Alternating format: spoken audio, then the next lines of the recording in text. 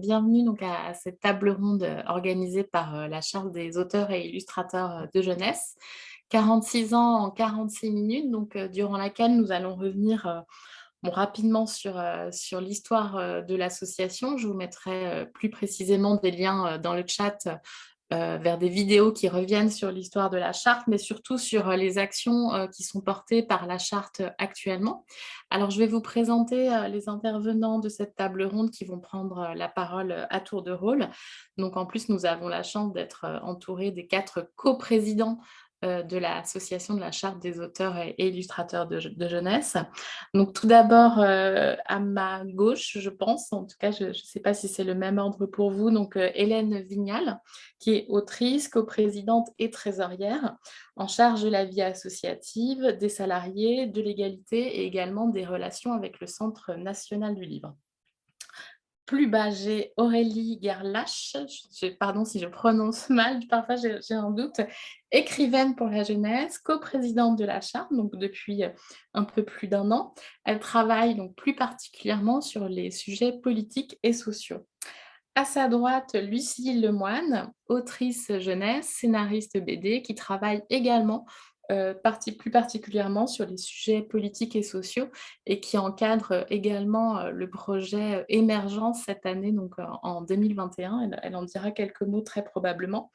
Et enfin, Marc Dagneau, qui est auteur-illustrateur, donc un précieux illustrateur pour nous dans la coprésidence, en charge des projets culturels, de la formation, de la réflexion sur le statut des artistes auteurs-autrices et qui est aussi notamment membre d'une commission à l'AFDAS. Et puis d'autres projets également autour du voyage à Bologne et d'expositions à venir sur une exposition rétrospective de la charte des auteurs jeunesse.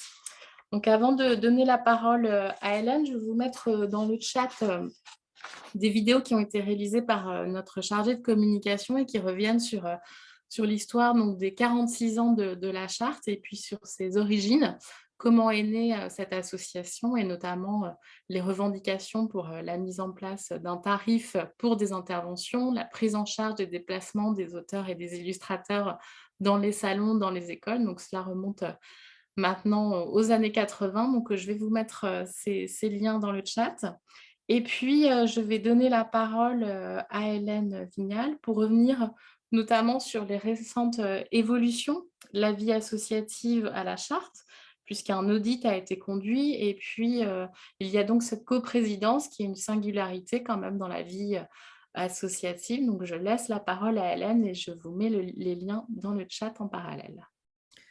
Merci Anne et bonjour à tous et à toutes.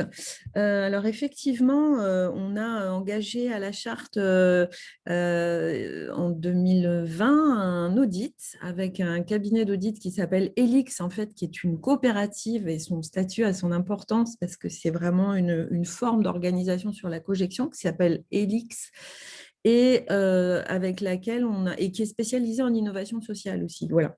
Et donc, on a travaillé avec Elix sur une réflexion interne à la charte sur plusieurs axes. D'abord, on a interrogé nos adhérents, donc voilà, pour savoir si l'action qu'on menait leur convenait, les positionnements qu'on avait leur convenaient. Donc, il y a eu un gros plébiscite, on peut le dire, de la part de nos adhérents sur l'action de l'association. Donc, voilà, on peut dire que cette association est une association solide, sur une base solide, mais la gouvernance de l'association méritait d'être révisée parce que c'est très lourd, en fait, la présidence de la charte. Et un grand salut à tous ceux qui se sont succédés depuis 46 ans avant nous. On est 5 coprésidents, il manque aujourd'hui Béatrice et Gémard, mais on est 5 coprésidents. Et c'est là la grande nouveauté de gouvernance qui a succédé à cet audit, c'est qu'on s'est dit que au lieu de sacrifier l'un ou l'une d'entre nous sur l'autel du militantisme et de le presser, de l'épuiser pendant 1, 2 ou 3 ans, on allait s'y mettre à 5 pour essayer de porter ça de façon plus tenable et plus soutenable. Voilà. Donc, après cet audit, on a révisé nos statuts pour permettre cette gouvernance collective. Je laisserai chacun et chacune s'exprimer là-dessus. Moi, personnellement, j'en suis ravie, très contente. Ça nécessite une autre conception aussi du pouvoir, de ne pas être en maîtrise de tous les sujets, de ne pas tout savoir, de ne pas être omnipotent et donc de faire confiance aux autres au sein du bureau. Donc ça, c'est quelque chose d'extrêmement important dans nos choix. Par ailleurs, ce que je souhaitais dire aussi, c'est que l'audit a confirmé les deux piliers en fait, sur lesquels on est organisé, un pilier d'action culturelle et un pilier de militantisme en fait, sur nos droits et sur les aspects sociaux notamment et politiques de nos actions. Voilà. Donc c'est vrai que c'est quelque chose de très important de rappeler ces deux points peut-être en introduction. Un, une certaine approche du pouvoir, un certain partage du pouvoir dans la gouvernance, et deux, ces deux pieds sur lesquels repose l'association depuis le début, hein, qui sont parfois en tension l'un avec l'autre, mais que sont l'action culturelle et le militantisme social et politique. Voilà. On m'a demandé de ne pas être trop longue, donc je vais en rester là pour l'instant. Merci beaucoup, Hélène. Je vais reprendre la parole. Et donc, avant de revenir vers Lucie et Aurélie sur les actions en cours, donc là, je vous ai mis en lien un petit rappel des vidéos sur l'histoire de la charte et sur c'est quoi la charte sur le site internet. C'est vrai que notre site internet, il est assez précieux si vous voulez retrouver tous les éléments et toutes nos actions. Je voulais revenir sur quelques actions assez fortes qui ont marqué l'histoire de la charte. Donc, outre ce tarif charte que l'on retrouve désormais partout, donc quelques actions qui ont été conduites, notamment en 2014, les auteurs bientôt tous à poil qui avaient fait parler d'eux lors du Salon du Livre de Montreuil. En 2015, on avait également fait tout un travail sur un camembert de répartition sur la valeur du livre, avec en mettant en avant notamment le fait que les auteurs étaient parfois la variable d'ajustement sur les questions de rémunération. Et cela avait fait également de nombreux débats, mais il faut savoir faire bouger aussi les partenaires et les acteurs de la chaîne du livre. En 2016, nous avions également conduit une action dans la peau d'un auteur jeunesse pour montrer aussi une réalité et puis le quotidien des auteurs, des autrices, des illustrateurs et des illustratrices et sur l'impact parfois d'une faible rémunération sur leur quotidien. Et en 2018, je cite quelques actions uniquement, Paye ton auteur, qui était également une action qui avait été valorisée lors du Salon du Livre de 2018 sur les réseaux sociaux. Donc, on est également très actifs sur les réseaux sociaux. Une des dernières actions qui a été lancée cette année au printemps et que l'on reprend au Salon du Livre, c'est la campagne Créer est un métier, donc, qui a été lancée sur les réseaux. Vous pouvez également la retrouver en ce moment sur le Salon du Livre de Montreuil, sur les réseaux sociaux durant toute cette période, donc avec les revendications portées par les auteurs et autrices, illustrateurs et illustratrices de jeunesse. Donc, c'est des grandes revendications à la fois sur les questions administratives et sociales, sur les questions de rémunération, sur les questions aussi de reconnaissance de la littérature de jeunesse comme une littérature à part entière. Et pour cela, je vais laisser la parole à Aurélie et Lucie également, peut-être pour nous présenter quelques actions qui sont menées par la charte actuellement. Oui, bonjour à tous et à toutes. Donc moi, je suis Aurélie Gerlac et comme l'a dit Anne, je m'occupe essentiellement des questions liées au droit social et aux questions professionnelles des auteurs et autrices. Donc je ne suis pas la seule hein, sur ces dossiers-là puisque Lucie s'en occupe également et Béatrice, qui n'est pas avec nous, est spécialisée des questions notamment URSSAF et retraite. Voilà, donc comme l'a rappelé Anne et comme le montrent en fait les vidéos qui ont été réalisées par Angélique, la charte est née effectivement de revendications. Il y a de ça 46 ans. Et c'est des revendications qu'on porte toujours aujourd'hui et qui transparaissent dans notre campagne Créer est un métier que l'on a choisi de continuer à l'occasion de Montreuil. Donc, il y a 5 revendications, excusez-moi, qui sont associées.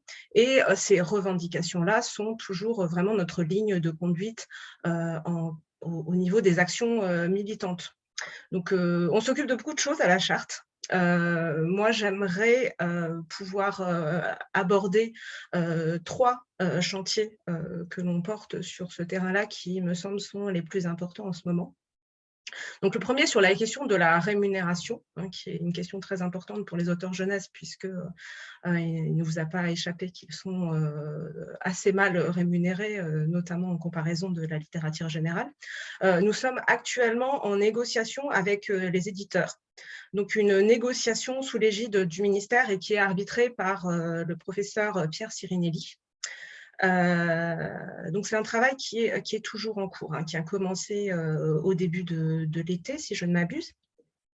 Donc, la charte est aux côtés d'autres organisations, hein, d'auteurs qui forment le collège auteur, donc la Ligue, mais également les organisations du CPE, hein, SGDL, ATLF, SNAC, etc. Et c'est très intéressant parce que dans ce collège auteur, il y a des organisations qui ne sont pas toujours d'accord entre elles sur tous les points, mais qui se sont tout de même accordées pour défendre des points en commun, et notamment celui qui nous réunit tous, c'est celui de la rémunération des auteurs et des autrices du livre.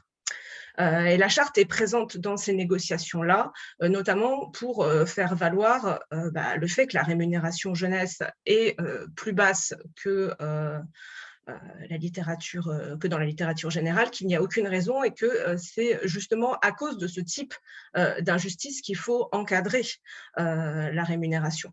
Bon, alors, je ne vous cache pas que ce n'est pas un exercice forcément évident parce qu'on a en face des interlocuteurs qui ne sont pas forcément enthousiastes à l'idée de nous payer convenablement, mais on continue. Voilà.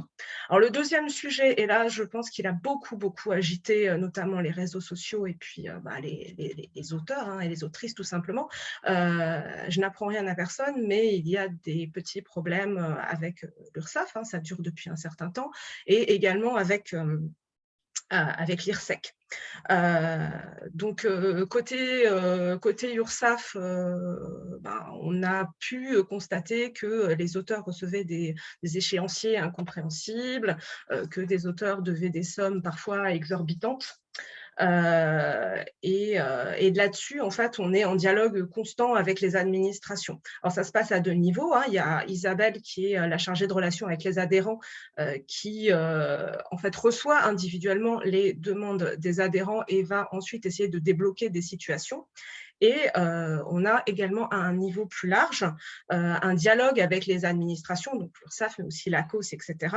Et ça se passe beaucoup dans le cadre de l'intersyndical, puisque la charte appartient à un groupe d'une quinzaine d'organisations qui travaillent beaucoup ensemble, notamment sur ces questions sociales-là.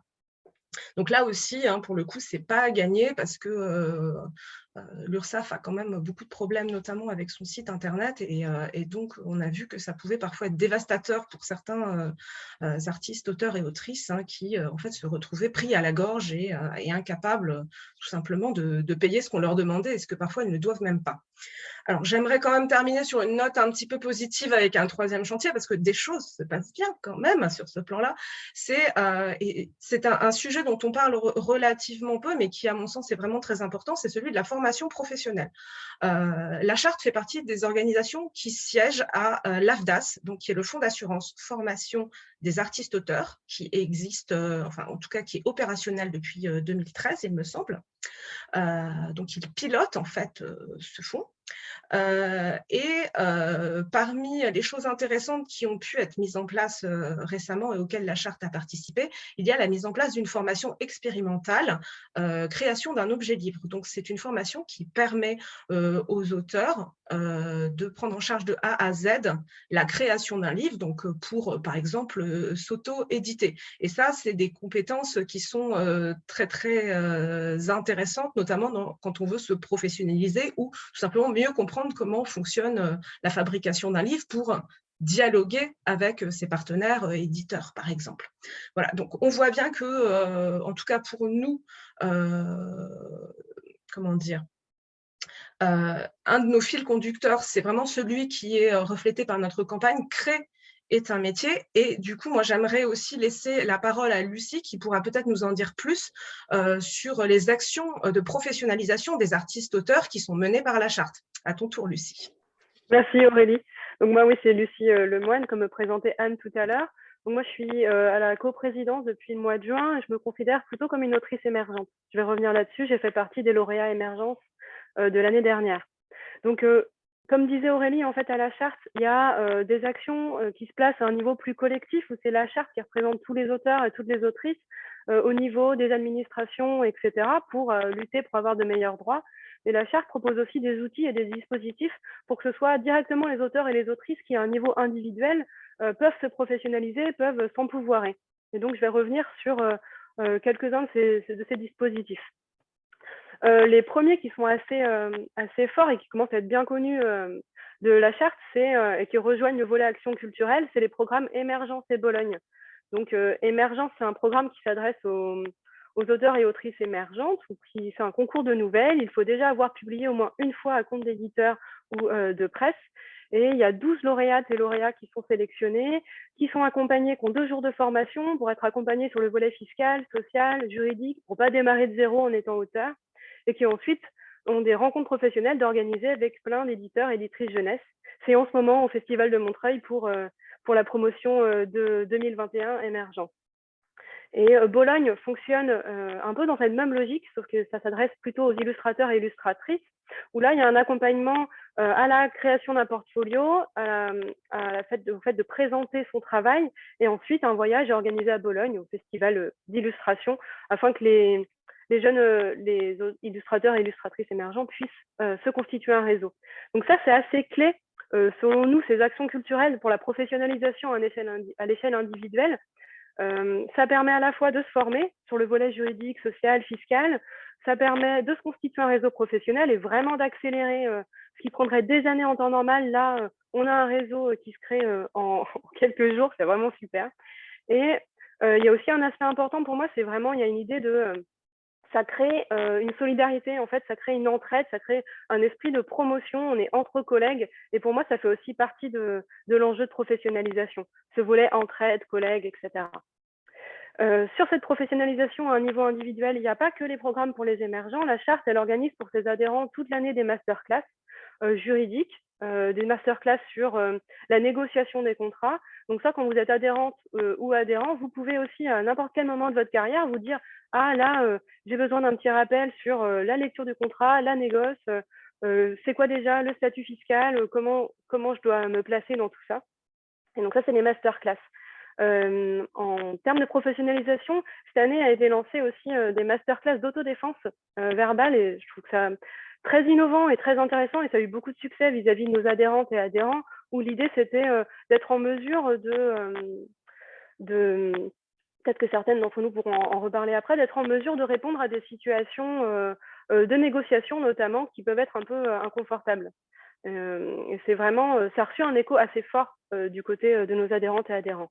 Donc la professionnalisation, on voit que c'est pas que du juridique et du fiscal, ça peut aussi être sur des compétences, des savoir-être professionnels qui peuvent nous permettre de mieux exister dans le métier et d'être moins partie faible, de plus avoir de poids dans nos relations avec les différentes parties prenantes, dont les éditeurs.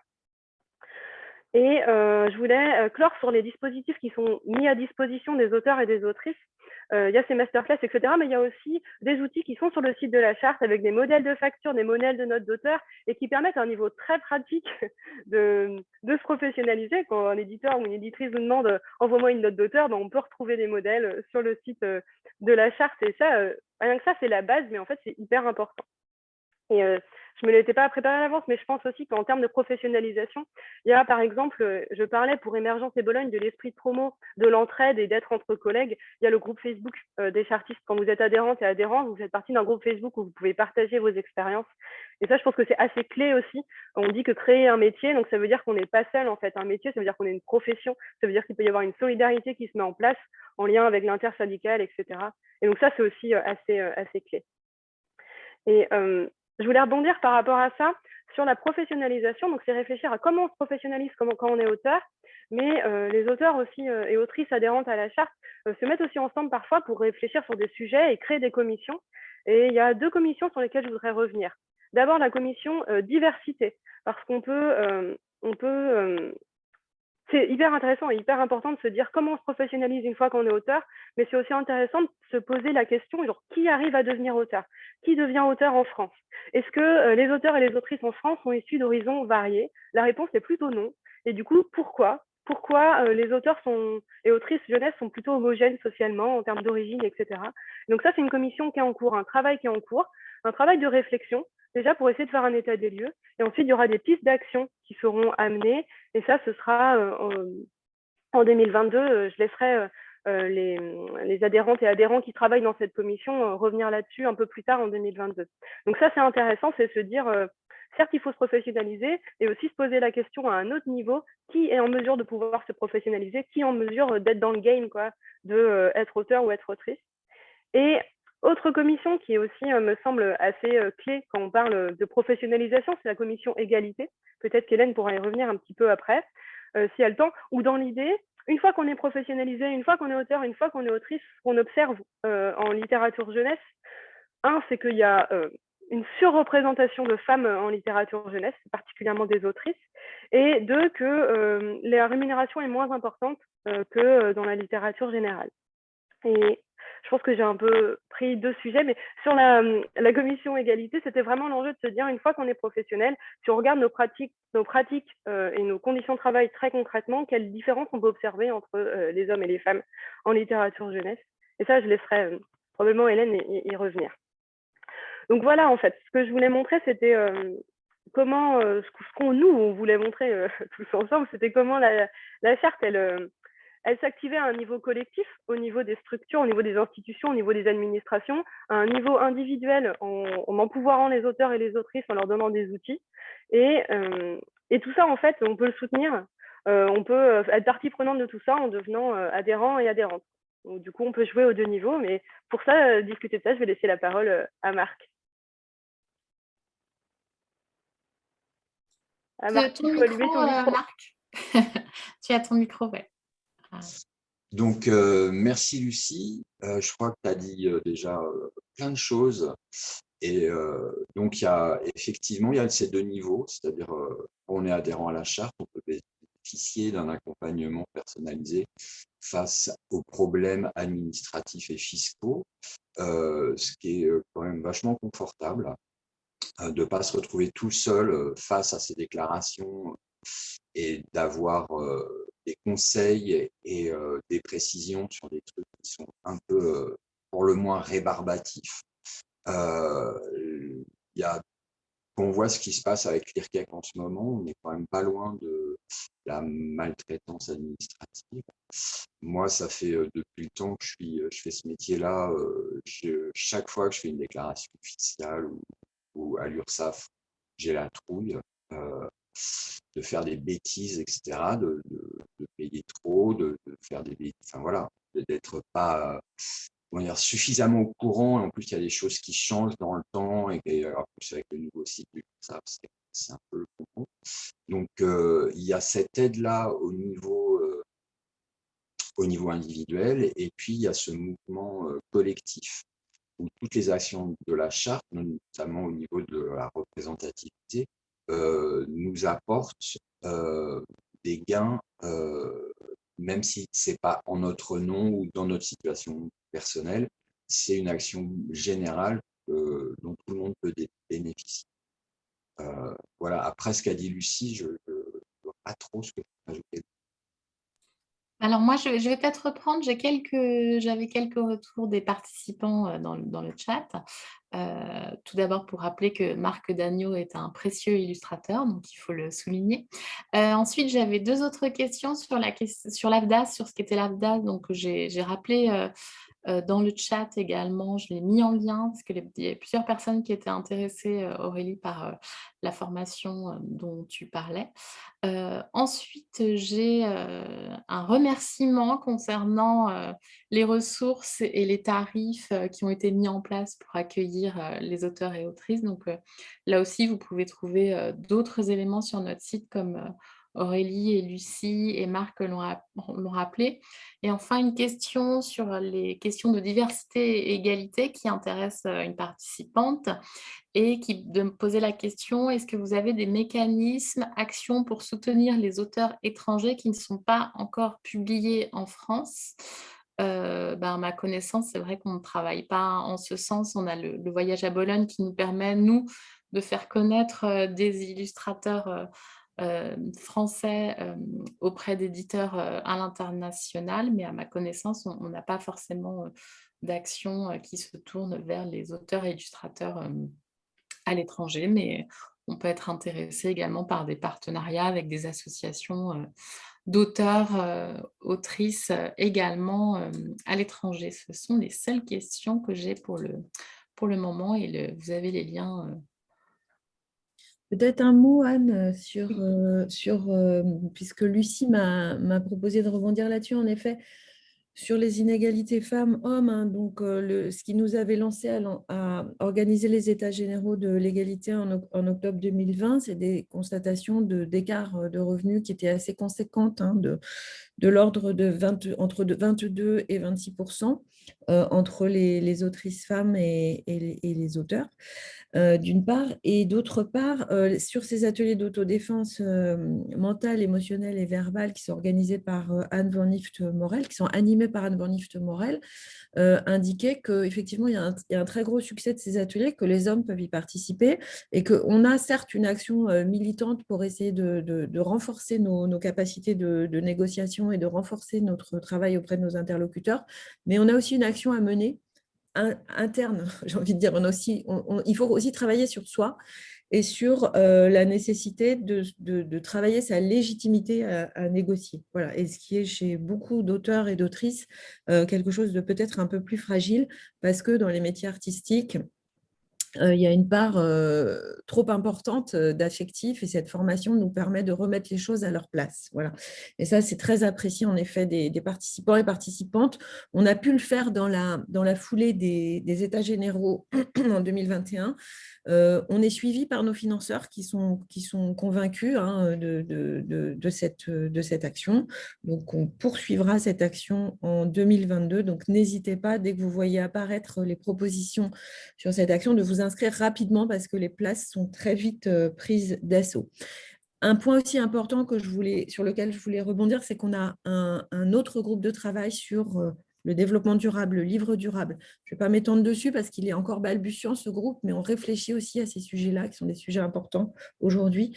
Et le troisième point sur lequel je voulais rebondir par rapport à la question de l'adhésion, c'est aussi préciser qu'à chaque fois que vous adhérez, vous proposez à la charte des ressources propres.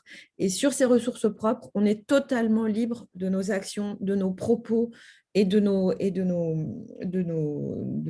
orientations politiques. C'est très important parce que l'essentiel de nos ressources sont des ressources sur projet. Donc, on est quand même tenu à se mettre d'accord avec nos financeurs sur ce qu'on dit. Enfin, voilà, alors, on ne vend pas notre âme au diable, hein, on est très clair sur ce qu'on fait, sur ce qu'on ne fait pas. Mais vraiment, sur les adhésions, c'est les seules ressources sur lesquelles on est à 100% libre. Et à chaque fois que vous adhérez, eh ben, vous nous donnez, on se donne collectivement cette liberté de propos aussi. Et je pense que c'est important de le rappeler aujourd'hui. Alors, si je peux ajouter quelque chose à ce que vient de dire Hélène, effectivement, tu as tout à fait raison dans ce que tu viens de dire. Et on ajoute aussi le fait que le nombre d'adhérents est aussi un argument politique pour vraiment faire valoir ce que nous, on demande. Donc, c'est important d'être nombreux, en fait. Le fait que la charte représente une bonne partie des auteurs jeunesse en France, en fait, c'est pas neutre politiquement. Donc, c'est pour ça que c'est important, en fait, de soutenir l'association. Je vais peut-être enchaîner puisqu'il y a eu des questions sur la formation professionnelle, donc ça tombe bien, c'est mon dada. Donc, pour en dire un petit peu plus sur l'AFDAS, donc, qui est l'organisme qui héberge le Fonds d'assurance formation des artistes-auteurs, qui est un droit récent, hein, pour les artistes-auteurs, parce que la formation professionnelle, en fait, ça date pour les salariés de 1971. Hein, donc, nous, on a encore eu ce droit sur le tard. Alors, qu'est-ce que c'est? En fait, ça sert à financer pour les artistes-auteurs des formations, soit pour se reconvertir, donc changer complètement de métier, soit pour développer ses compétences. Donc, je ne sais pas, par exemple, moi, autrice de romans jeunesse, je veux me former au scénario de bande dessinée, par exemple, ce genre de choses.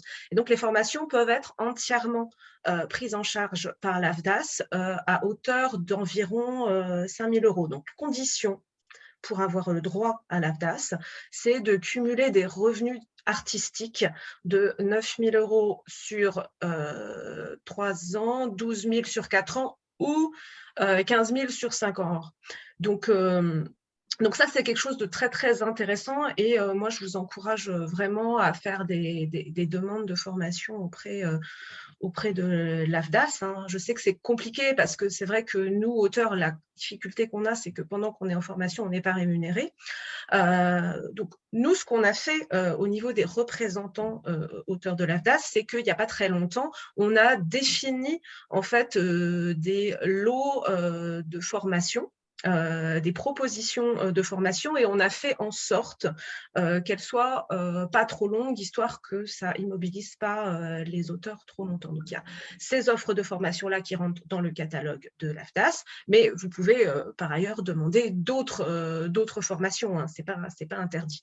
Donc, pour consulter en fait tout ça, pour savoir ce qui est disponible, il est possible notamment d'aller sur le site de l'AFDAS. Donc tout ça est un petit peu en train de se mettre en place, mais les formations catalogues vont être disponibles sur l'AFDAS.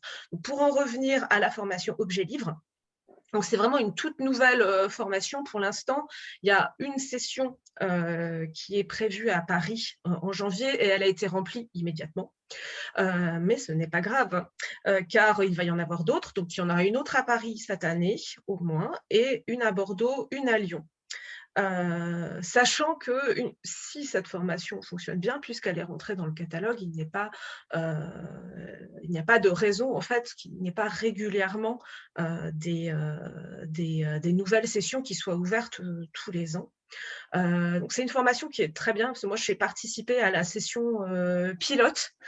Donc, effectivement, un certain nombre d'auteurs sont allés tester la formation pour savoir si c'était bien avant de pouvoir la proposer aux artistes-auteurs. Donc, c'est une formation qui est proposée par le Greta CDMA et qui se tenait à l'école Estienne, je crois, j'ai très mauvaise mémoire.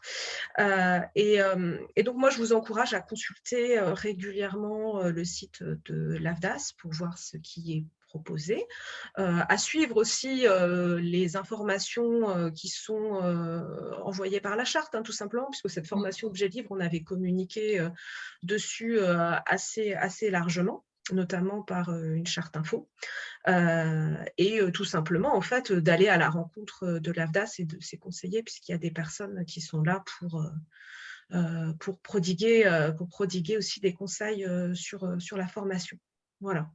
Et encore une fois, c'est très, très, très important en fait de s'occuper de toutes ces questions-là. Ça participe de la professionnalisation vraiment dont parlait Lucie, à savoir qu'on peut se former sur de nouveaux domaines, mais on peut aussi se former sur le contrat d'édition, on peut se former sur la manière de gérer ses réseaux sociaux, on peut se former sur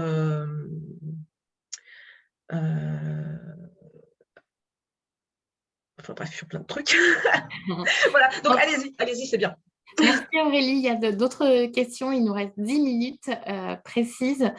Tout d'abord sur le nombre d'adhérents actuellement. Donc, on est à 1400, sachant qu'on a voilà, des personnes qui adhèrent une année, qui ne renouvellent pas toujours systématiquement. On est en train aussi de réfléchir à la question des adhésions. On a une commission adhésion pour simplifier aussi l'adhésion en ligne, peut-être aussi pour revoir certains critères et faire évoluer cette adhésion. Mais en tout cas, pour rejoindre ce que disait le collectif, c'est vraiment important de nous rejoindre, d'adhérer pour faire entendre ces voix-là, pour aussi faire évoluer le projet associatif et aller plus loin que les projets culturels et aussi pouvoir porter des voix politiques. Ça, c'est important également.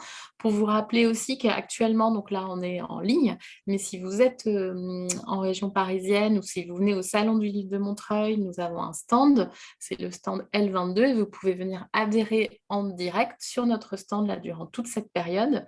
Je vous ai également mis en lien nos coordonnées si vous souhaitez nous contacter ou si vous souhaitez adhérer, parce que je vois qu'il y a apparemment beaucoup d'artistes, d'auteurs, illustrateurs qui sont présents avec nous ce matin. Donc, vous pouvez nous écrire, nous solliciter, nous demander comment adhérer. On répondra Avec plaisir.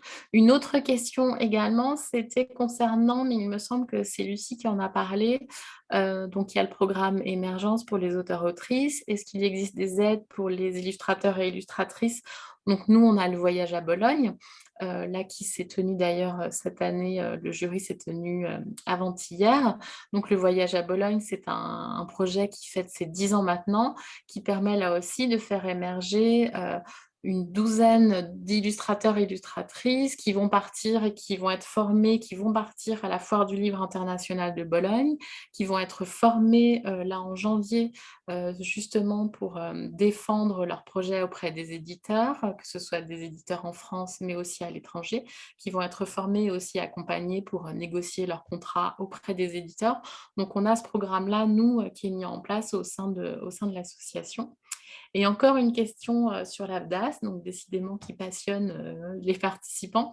Ils voulaient savoir en fait où on peut retrouver ces formations, mais là aussi Aurélie a répondu. Donc nous, on communique régulièrement via des chartes info et sur le site de l'AFDAS, qui est également en lien, vous pouvez le retrouver également. Si vous avez d'autres questions, je peux les faire remonter également. Encore, on a 7 minutes. Alors, je vais juste rajouter quelque chose par rapport à la formation. Encore une fois, hein, l'AFDAS propose des formations catalogues, mais vous avez tout à fait la possibilité, vous, de votre côté, de vous renseigner sur la formation qui vous intéresse et de demander un financement au titre de cette formation. Voilà, sachant qu'il y a quand même des critères importants à prendre en compte. Donc, soit, effectivement, on est dans une formation qui vous permet de développer vos compétences métiers, donc d'artiste-auteur. Et là, il faudra effectivement expliquer dans une lettre en quoi cela va servir votre projet professionnel. Soit, effectivement, on peut être dans le cas d'une reconversion totale. Hein, vous voulez aller, je ne sais pas, vous voulez devenir maraîcher ou ouvrir une ferme bio, c'est des choses qu'on a vues. Hein. Là, dans ce cas-là, important, il faut que la formation que vous demandiez soit certifiante, qu'elle donne accès à la fin à un titre ou à un diplôme. Titre ou diplôme qui se retrouve, attention, ça va devenir technique, sur le répertoire national des certifications professionnelles. Donc, il faut bien vérifier parce qu'il y a beaucoup de formations qui aiment bien, en règle générale, dire « Ah, c'est super, on donne un diplôme et tout ». En fait, c'est des diplômes qui ne sont pas reconnus par l'État. Voilà. Une autre question, alors là aussi c'est toujours sur des questions d'accompagnement pour des personnes qui auraient des projets mais qui ne seraient pas encore publiés. Alors je voulais ajouter, outre qu'Émergence, le voyage à Bologne, lorsque l'on vous dit d'adhérer, ce n'est pas uniquement pour défendre les droits des artistes, auteurs, autrices, illustrateurs et illustratrices, mais c'est aussi pour rejoindre un collectif. Nous allons relancer les apéros chartistes en 2022 et rejoindre des collectifs de personnes qui ont édité, d'autres qui sont en cours de projet. Ça vous permet également d'échanger sur une expertise, un partage d'expériences, de compétences. Donc, je pense que c'est aussi l'occasion, en rejoignant la charte, de pouvoir trouver des solutions pour pouvoir faire connaître un projet auprès d'un éditeur. Je ne sais pas si certains membres du collectif veulent compléter sur cette idée d'accompagnement au sein d'un réseau et de partage d'expertise ou de compétences. Ben, c'est peut-être un mot sur les chiffres aussi d'adhésion. Rapidement, dans une étude sectorielle sur la littérature jeunesse qui malheureusement s'est embourbée et j'espère sortira un jour, avec un volet auteur, un volet éditeur et un volet libraire, le chiffre, parce qu'en fait l'État ne sait pas combien nous sommes, et nous-mêmes on a du mal à se dénombrer, mais le chiffre approximatif des auteurs et autrices en littérature jeunesse serait de 11 000 personnes. Donc une association qui rassemble plus de 10% d'une communauté professionnelle, c'est une association qui est assez puissante. Je pense qu'il faut aussi le souligner. C'est très important ce qu'a dit Aurélie tout à l'heure. On est nombreux, mais on pourrait être beaucoup plus nombreux. Et plus on sera nombreux, plus nos voix devront être entendues. Et dans certaines négociations, dont la négociation autour du partage de la valeur, c'est particulièrement important d'être nombreux. Voilà. Alors, effectivement, cet accompagnement, il peut aussi se faire de façon, on va dire, informelle, c'est-à-dire que vous êtes jeune auteur non encore publié, il y a des auteurs que vous admirez, dont le travail vous intéresse. n'hésitez pas à vous rapprocher d'eux, à demander conseil. Voilà. Alors, lire des manuscrits, c'est compliqué. On peut pas forcément y passer beaucoup de temps, mais en tout cas, discuter stratégie sur les contacts éditeurs, oui, c'est possible. Et sur ce site d'échange, les chartistes, sur Facebook, on se passe beaucoup, beaucoup d'infos. Donc, n'hésitez pas aussi à adhérer pour ça, pour ces infos-là qu'on peut se passer entre nous. Voilà. Merci Hélène. Alors, je vois qu'il nous reste 3 minutes. Je voulais vous rappeler, donc, alors s'il n'y a pas d'autres questions, en attendant, vous rappeler donc, que nous sommes présents à la Charte des auteurs à Montreuil, que nous avons également des permanences juridiques et sociales qui se tiennent tous les jours, donc le matin de 10h à midi, une permanence avec une juriste, puisque depuis une année maintenant, nous avons une juriste en freelance qui répond aux questions des chartistes et des adhérents pour revoir, négocier, défendre des droits d'auteur. Et nous avons également une permanence là, qui se tient pendant le Salon du Livre de Montreuil sur les questions sociales, donc aussi plus spécifiquement liées aux questions URSAF, donc qui se tient l'après-midi de 14h à 15h. Nous avons également 2 autres tables rondes, une ce week-end qui se tient samedi après-midi de 14h à 15h au comptoir des auteurs, donc avec Stéphanie Lecam de la Ligue des auteurs, Roland Garrigue, illustrateur, et également Lucie Lemoine, donc autour de notre campagne Créer est un métier. Et puis lundi, nous serons également présents à la journée professionnelle, donc avec la Fédération des salons du livre de jeunesse, la SOFIA, qui est un organisme de gestion collective du droit d'auteur, et ce sera une table ronde animée par la Fédération interrégionale du livre et de la lecture. C'est un petit peu compliqué, tous ces acronymes. Et donc, ce sera sur la question de l'accueil des auteurs dans les salons et les festivals, dans cette période de pandémie, dans ces questions aussi d'enjeux budgétaires pour les collectivités locales, et puis avec un contexte sanitaire que l'on connaît, et puis ces formats hybrides qui se développent comme on le voit ce matin. Voilà, donc on a ce programme et notre stand L22. Et je vois qu'il nous reste 1 minute, donc je rappelle que vous pouvez adhérer, rejoindre la charte et nous contacter sur notre site internet. Un dernier mot peut-être, il nous reste 1 minute avant que ce soit la fin de la... Toutes les bonnes volontés sont aussi les bienvenues pour rejoindre nos commissions et nous aider sur des actions concrètes. Voilà, on a besoin de vous. Ou tout simplement pour rejoindre le conseil d'administration aussi. Voilà. Alors, merci à vous. Je vois qu'il est 10h30 et qu'on a voilà, quelqu'un qui nous dit à lundi sans doute qui viendra au salon. Donc, on vous remercie. On sera très heureux de vous voir en chair et en os également. Masqué, mais en chair et en os. Merci beaucoup à tous les 5. Merci. Merci. Au revoir à tous et à toutes. Au revoir, à bientôt. Au revoir.